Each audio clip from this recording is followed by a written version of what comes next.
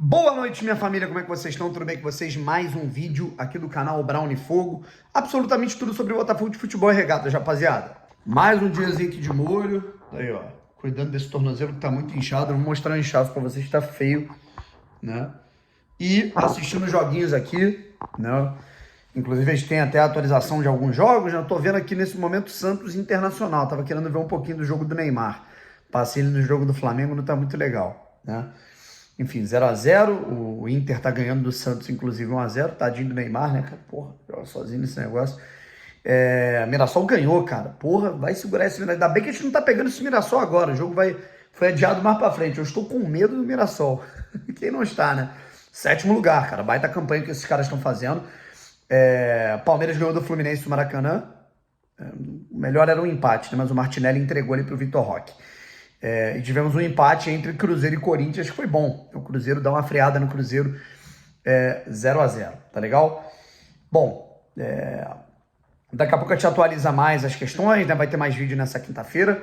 Inclusive, para você palpitar com responsabilidade, né, nos jogos, lembrando que o Botafogo não joga nessa rodada, palpite na KTO, tá legal? O link tá aqui na descrição para você aproveitar as melhores chances, valeu?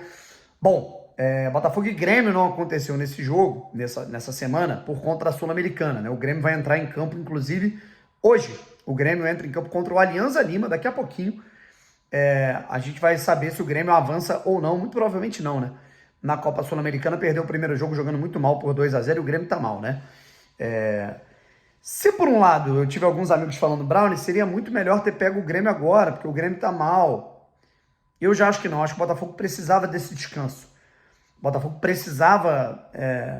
Primeiro que o Botafogo, cara, ele já chegou indo para Brasília jogar, volta para o Rio, aí foi para Recife jogar num campo esburacado, ia para o Sul, né, para jogar, e aí depois voltava para o Rio de Janeiro, tudo isso quarta, domingo. Já teve o Alan que sentiu, Savarino sentiu, o Arthur sentiu durante o jogo, vamos ver como é que ele vai estar fisicamente para o próximo confronto. Então, assim, cara, foi muito bom o Botafogo poder se regenerar, descansar. Provavelmente, né, a gente teria que correr com a questão do bid do Danilo, né, para inscrevê-lo nesse jogo. Então, para mim foi ótimo, né? O Botafogo joga aí essa partida contra o Grêmio depois, ainda mais podendo se reforçar, tá? Primeiro de tudo é falar sobre essa vantagem, né, da primeira semana cheia de treinamentos do David Ancelotti.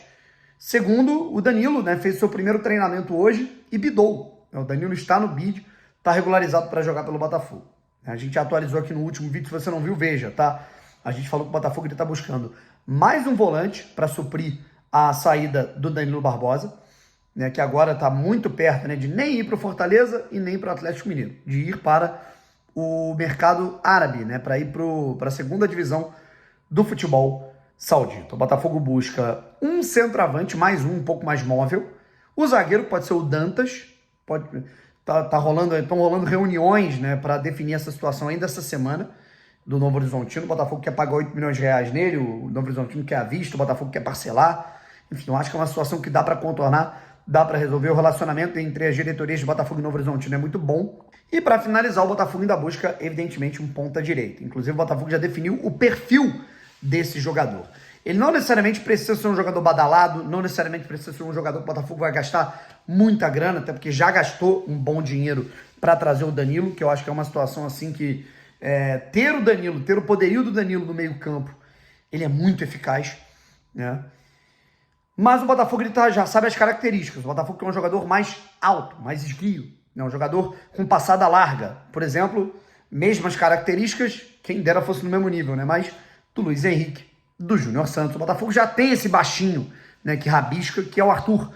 E o Botafogo agora tá querendo esse jogador um pouco mais alto. Ele não precisa ser um galalau do cacete, mas tipo assim, um pouco mais alto.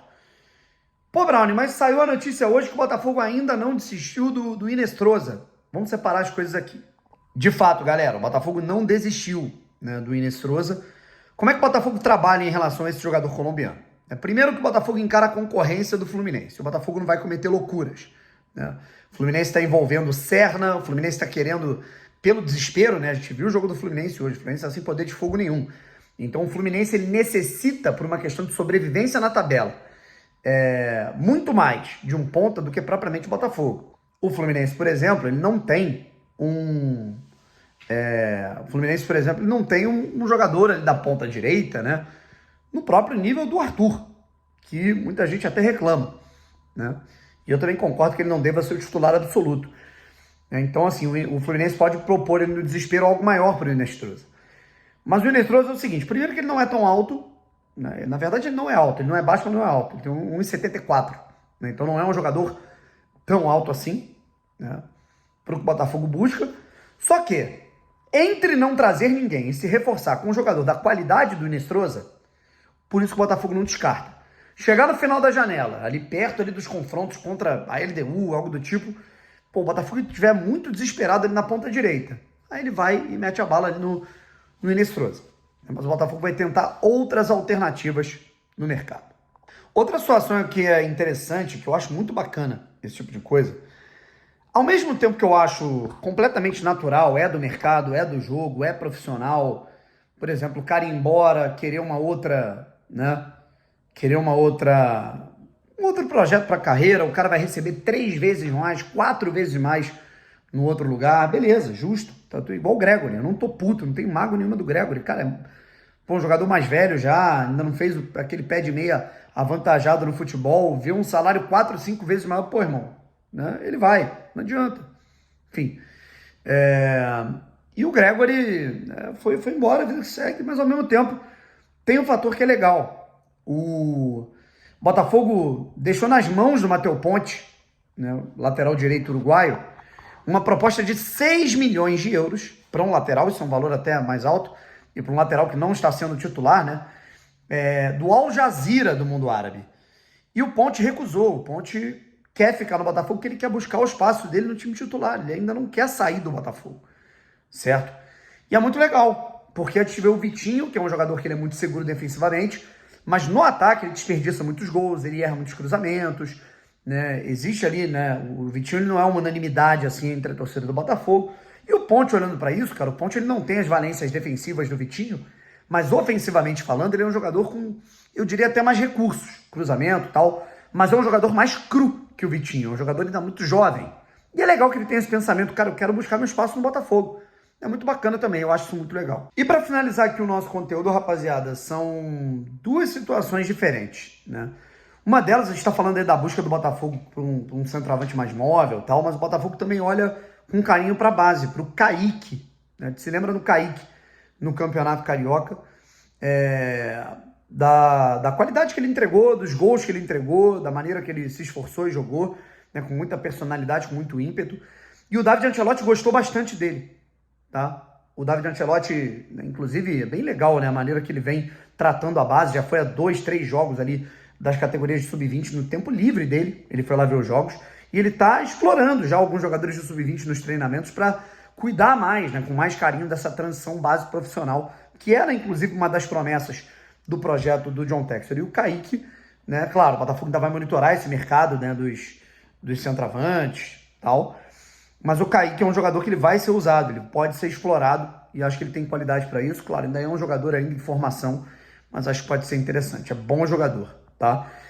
E mesmo que o Botafogo esteja procurando esse ponta direita, né, a diretoria do Botafogo ela também fala sobre para que o David Ancelotti e a comissão técnica dele olhem com carinho para o Matheus Martins, tá? O Matheus, cara, ele é um cara que ele começou a milhão no Botafogo. E ele já entrou numa certa parte da história do Botafogo. O Matheus Martins ele chega numa das semanas mais decisivas da história do clube, que é ali entre julho e agosto, né?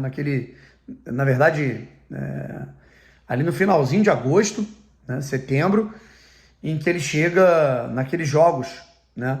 Contra Palmeiras, né? Da Libertadores, Flamengo. Ele marca 2 gols em cima do Flamengo, ele dá 2 assistências, né? Uma pré-assistência e uma assistência, na verdade, mudando o jogo contra o Palmeiras no Allianz Parque, quando o Palmeiras pressionava o Botafogo no jogo de volta das oitavas de final da Libertadores, além daquele gol, né, de pênalti contra o São Paulo para sacramentar a ida do Botafogo com muita personalidade para as semifinais da Copa Libertadores, né? Só que, enfim, acabou se lesionando e aí voltou, teve a situação lá da troca de técnico. O Matheus Martins me parece ser um jogador que ele depende muito dessa, digamos assim, dessa organização do treinador para que ele consiga render. E com isso a gente viu, né, realmente ele não rendendo, né, da maneira que ele pode, né, nos jogos desse primeiro semestre. Né? A gente via ele melhor quando ele saía do banco do que quando ele começava como titular.